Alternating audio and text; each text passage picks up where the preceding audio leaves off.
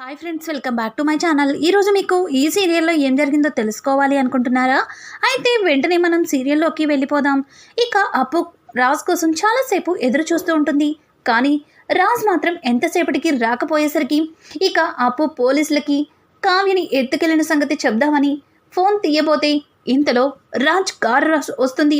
Raj car చూసిన అప్పు పరిగెత్తుకుంటూ, ఏంటి బావా, నీకు ఎన్నిసార్లు ఫోన్ చేయాలి, ఫోన్ స్విచ్ ఆఫ్ పెట్టుకున్నావేంటి అని అడగడంతో, నేనెందుకు స్విచ్ ఆఫ్ పెట్టుకుంటాను, అదే స్విచ్ ఆఫ్ అయింది, అయినా నన్నెందుకు కలవడానికి వచ్చావు అని అడగడంతో, బావా బావా అక్కని ఎవరో రౌడీలు కిడ్నాప్ చేశారు అని చెప్పడంతో, ఏయ్ ఏం మాట్లాడుతున్నావు, కళావతిని కిడ్నాప్ చేయడం ఏంటి అని అడగడంతో, ఇక అప్పు అయితే అవును అవును బావా, కావ్యని కిడ్నాప్ చేయడం ఏంటి, అసలు ఏం చెప్తున్నావు నువ్వు, ఇది ఎలా జరిగింది అని రాజ్ అడగడంతో, అది బావా, మేము పాత బస్తీకి వెళ్ళాం, అక్కడ అక్క నన్ను కూడా రమ్మని మెసేజ్ చేసింది. నేను వెళ్ళేసరికి అక్కని కొంతమంది రౌడీలు జీబు వెక్కించుకొని వెళ్ళిపోవడం చూశాను. చాలాసేపు వెంబడించాను, కానీ వాళ్ళు వెళ్ళిపోయారు. ఇదిగో అదే టైంలో ఆ జీప్ నెంబర్ని కూడా ఫోటో తీశాను అని చెప్పడంతో, ఇక రాజ్ అప్పు చెప్పిన మాటలు విని, అయినా అక్కడికి మీరెందుకు వెళ్ళారు అని అడగడంతో, అదే మాయని పట్టుకోవడానికి అని చెప్పి, ఇక అప్పు చెప్పిన మాటలకి రాజ్ ఒక్కసారిగా షాక్ అయ్యి, సరేలే, చాలా గొప్ప పని చేసావులే, ఎక్కు అని చెప్పి కారులో ఇక అప్పుని తీసుకుని బయలుదేరతాడు. ఇన్స్పెక్టర్కి కాల్ చేసి, ఇన్స్పెక్టర్, నేను నీకు ఒక మెసేజ్ పెట్టాను, ఆ కార్ నెంబర్ ఎక్కడ ఉందో, అసలు అది ఎక్కడికి వెళ్ళిందో మొత్తం అంతా తెలుసుకొని ఇప్పుడే నాకు ఇన్ఫర్మేషన్ ఇవ్వాలి అని చెప్పడంతో, ఇక ఇన్స్పెక్టర్ ఒకేసారని చెప్పి కాల్ కట్ చేస్తాడు. ఇక ఇక్కడ చూస్తే కళ్యాణ్ అయితే అప్పు అలాగే రాజ్ ఇద్దరు మాట్లాడుకోవడం పైనుంచి గమనిస్తాడు. అసలు అప్పు అన్నయ్యతో ఏం మాట్లాడడానికి వచ్చింది, అసలు ఏం జరుగుంటుంది, ఎందుకు అప్పు అంత కంగారుగా ఉంది అని చెప్పి, ఇంకా కళ్యాణ్ తన మొబైల్ చూసేసరికి తన మొబైల్లో కూడా అప్పు మిస్డ్ కాళ్ళు ఉంటాయి. ఇక అప్పు ఏమైంది, ఎందుకు కంగారు పడుతుంది అని చెప్పి హడావుడిగా కిందకైతే వస్తుంటాడు.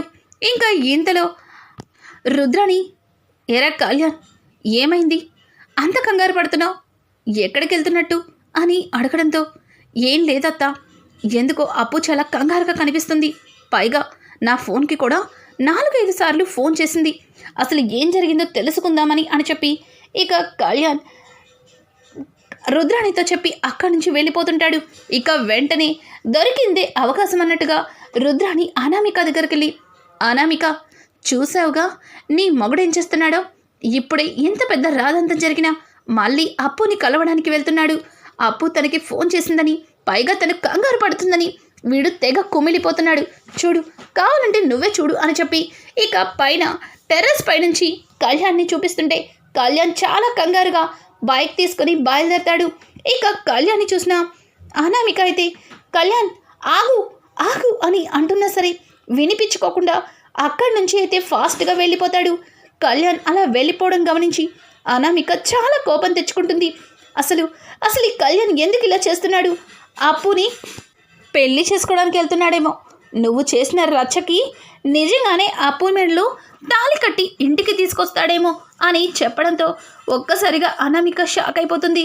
ఏంటంటీ అలా మాట్లాడుతున్నారు, మీరు చెప్పడం పట్టించే కదా మా అమ్మ వాళ్ళని ఇక్కడికి తీసుకొచ్చాను, కానీ కళ్యాణ్ మనసు ఇంతలాగా ముక్కలైపోతుందని, నాకు విడాకులు ఇచ్చేంత దూరం వస్తుందని అస్సలు ఊహించలేదు, అసలు ఇదంతా మీ వల్లే అన్నట్టుగా ఇక అనామిక రుద్రాణిని అంటుంటే, బాగుందమ్మా, చాలా బాగుంది, నీ భర్త నీకు విడాకులు ఇస్తానంటే తప్పు నా మీద వేస్తావేంటి, అయినా మీ ఇద్దరి మధ్యలో గొడవని నన్నెందుకు ఇన్వాల్వ్ చేస్తున్నావు, ఏదో సహాయం చేద్దాం కదా అని నీకు నిజం చెప్పాను, అంతేకాని ఇలా నన్నే ఇరికిస్తావని అస్సలు ఊహించలేదు అని చెప్పి అక్కడి నుంచి రుద్రాణి వెళ్తూ అప్పుని మెడలో తాళి కట్టి ఇంటికి తీసుకొస్తే అప్పుడు తెలుస్తుంది అన్నట్టుగా ఇక మాట్లాడుకుంటూ అక్కడి నుంచి వెళ్తుంది.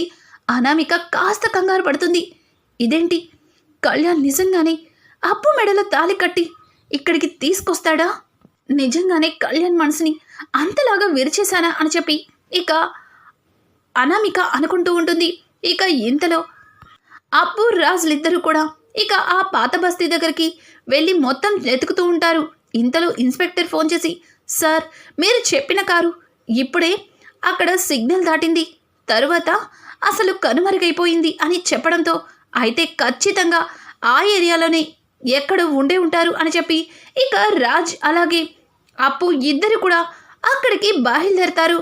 ఇంతలో రాజ్ అసలు తనని ఎందుకు ఎత్తుకెళ్లారు, ఎవరై ఉంటారు అని మళ్ళీ ఇన్స్పెక్టర్కి కాల్ చేసి, ఇంతకీ ఆ కార్ ఎవరిదో, అందులో డ్రైవర్ ఎవరో అంతా ఇన్ఫర్మేషన్ తెలుసుకున్నావా అని అంటుంటే, సార్ అది చెప్పేలోపే మీరు కట్ చేసేశారు.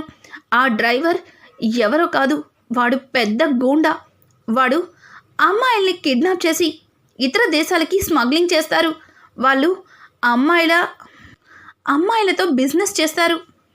ఆడపిల్లల్ని ఒంటరిగా దొరకడంతో కిడ్నాప్ చేసి వాళ్ళని దుబాయ్లకి అమ్మేస్తారు అని చెప్పడంతో ఒక్కసారిగా రాజ్ టక్కున కారాపేస్తాడు.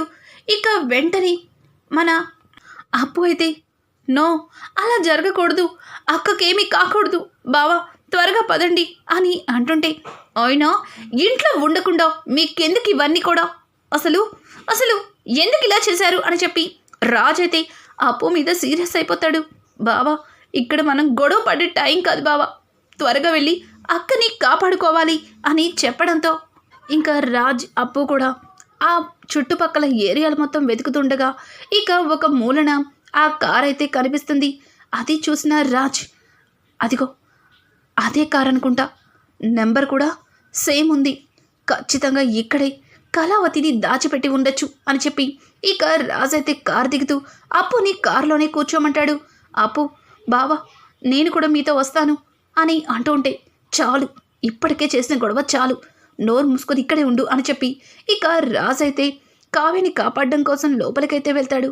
ఇంతలో కళ్యాణ్ అప్పుకి ఫోన్ చేసి, అప్పు ఎక్కడ ఉన్నావు, ఎందుకు నాకు అన్నిసార్లు ఫోన్ చేసావు, అసలు అన్నయ్యని ఎందుకు కలవడానికి వచ్చావు, ఏం జరిగింది, నిన్ను చూస్తే ఏదో అపాయంలో ఉన్నట్టు అనిపిస్తుంది, అసలు ఏం జరుగుతుందో చెప్పు అని అడగడంతో, ఏం లేదులేరా బాయ్, ఇప్పటికే నీ పెళ్ళంతో నీకు జరుగుతున్నా లొల్లి సరిపోనట్టు ఇంకా ఇదెందుకు, సరేలే ఉంటా అని అంటుంటే, ఏ అప్పు నిజం చెప్పకపోతే నా మీదొట్టి ఏం జరిగింది అని అడగడంతో, ఇంకేం జరుగుతుంది, అక్కని రౌడీలు కిడ్నాప్ చేసిండ్రు, ఇక్కడికే వచ్చాము అని చెప్పడంతో, ఎక్కడ అని అడగడంతో ఇక అప్పు కళ్యాణ్కి అడ్రస్ చెప్తుంది.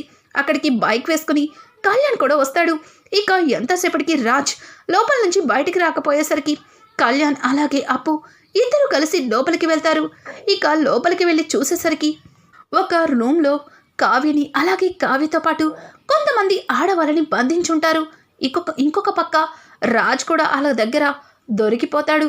ఇదేంటి, మీ అన్నయ్య ఇరగదీసేస్తానని లోపలికెళ్ళి రౌడీల చేతికి చిక్కిపోయాడు, అసలు మీ అన్నయ్యని నమ్ముకుంటే వేస్ట్, ఇలా కాదు కానీ నేను రంగంలోకి దిగవలసిందే అని చెప్పి ఇక అప్పు తన చేతికి ఉన్న చొక్కాని పైకనుకొని ఇంకా లోపలికి వెళ్తుంటే, అప్పు ఆగప్పు, ఆ రౌడీలు చూసావా ఎంత భయంకరంగా ఉన్నారో, ఉండు కంగారు పడకు, పోలీసులకి ఫోన్ చేద్దాం అని చెప్పి ఇక కళ్యాణ్ అప్పుని ఆపి పోలీసులకైతే ఫోన్ చేస్తాడు.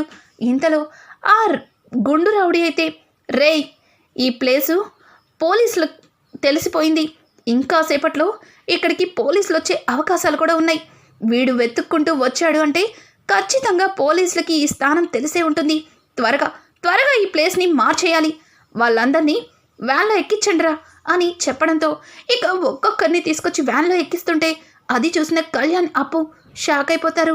అప్పు ఇక్కడ ఉన్నది వదిన మాత్రమే కాదు, చాలామంది ఆడవాళ్ళు, వీడు ఆడపిల్లల జీవితాలతో ఆడుకుంటున్నాడు, ఆడవాళ్ళని అమ్మేసి డబ్బు సంపాదిస్తున్నాడు, వీడిని వదిలిపెట్టేది లేదు అని చెప్పి ఇంకా కళ్యాణ్ ముందడుగు వేస్తుంటే, ఆగు కవి ఆగు, ఆవేశపడకు, అసలు ఇదంతా చూస్తుంటే ఇదంతటినీ ఎవరో వెనకుండి నడిపిస్తున్నట్టుగా అనిపిస్తుంది అని చెప్పేసి ఇక అప్పు మాట్లాడుతూ ఉంటుంది.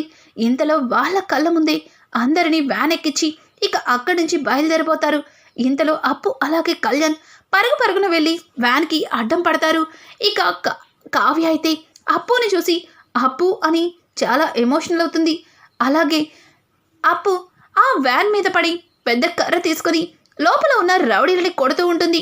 అలా రౌడీలను కొడుతుండగా ఇక అప్పుతో వాళ్ళు కూడా ఫైట్ చేస్తుంటారు.